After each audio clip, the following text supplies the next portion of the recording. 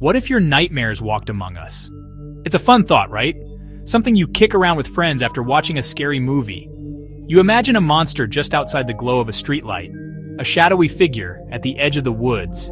But what if the game feels too real? What if millions believe the same nightmare? Not born in dusty folklore, born on the internet. Stories that grow darker with every click and share. Let's talk about a guy who proves this point. He's tall, he's thin, he wears a snappy black suit, he has no face, a blank white void. You've probably heard of him, Slender Man. From a forum post to a global phenomenon, crawled out of the weirdest corners of the web into the collective consciousness. Our story begins not in a haunted forest or spooky abandoned hospital, but in a much more mundane and frankly funnier place. It starts on the Something Awful forums. Yes, a comedy website. Back on June 10th, 2009, a user named Eric Knudsen, going by Victor Surge, decided to participate in a Photoshop contest. The challenge was simple. Take ordinary photographs and edit them to look paranormal. Knudsen submitted 2 black and white photos. Both depicted groups of children. In the background of each, he had edited in a tall, unnaturally thin figure in a black suit.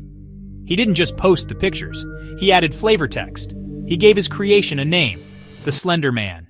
He wrote cryptic captions. This wasn't just a picture anymore. It was the seed of a story.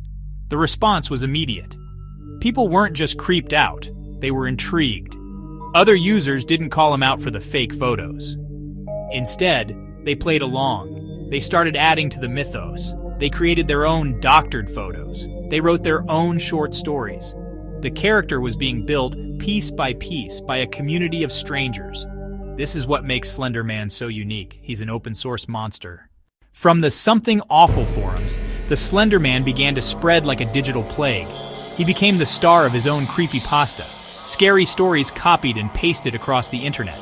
Then came Marble Hornets, a found footage web series on YouTube, old videotape aesthetic, student filmmaker POV footage. It was slow, atmospheric, genuinely terrifying. After Marble Hornets, the floodgates opened. A huge ecosystem of Slender Man content erupted online. Countless web series, each with a different take. The game Slender.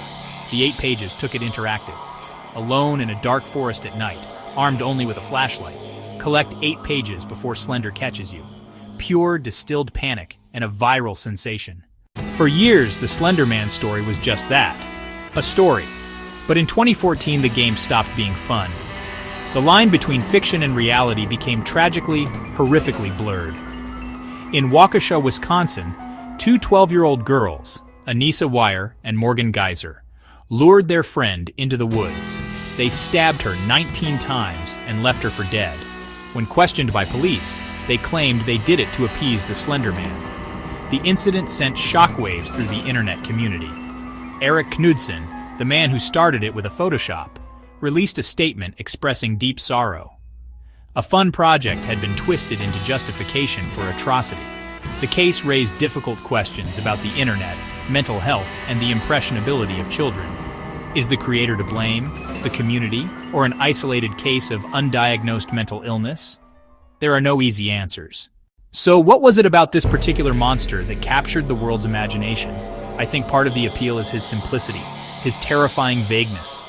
He's a blank slate, literally. With no face, no voice, and no clear motive, he becomes a vessel for all of our fears. There's also the way the myth was built. Finding the Slender Man mythos wasn't like watching a movie. It was like stumbling upon a hidden conspiracy. It was an internet rabbit hole that made believing in him feel plausible. Ultimately, the Slender Man is the perfect folktale for the digital age. He showed us that monsters no longer need to be born from ancient oral traditions. They can be born from a Photoshop contest and spread through hyperlinks and hashtags. So now I'm curious, what other internet legends have given you the creeps? Let me know in the comments below and subscribe for more chills.